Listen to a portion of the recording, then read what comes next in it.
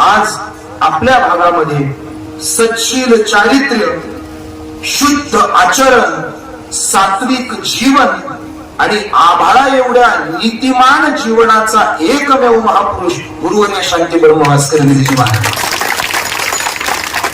अशा महात्म्याची नजर जरी आपल्यावरती पडली, अशा महात्म्याचं दर्शन जरी आपण घेतलं, तरी आपल्याला आपल्या जीवनामध्ये सच्शील आणि एका सुंदर सुखाची प्राप्ती होते.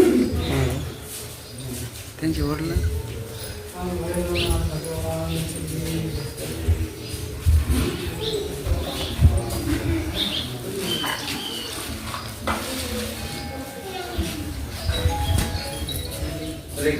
भैरवनाथ भगवान की जय. नाथाचे चांगले श्री समर्थ सद्गुरु श्री बाबा की जय.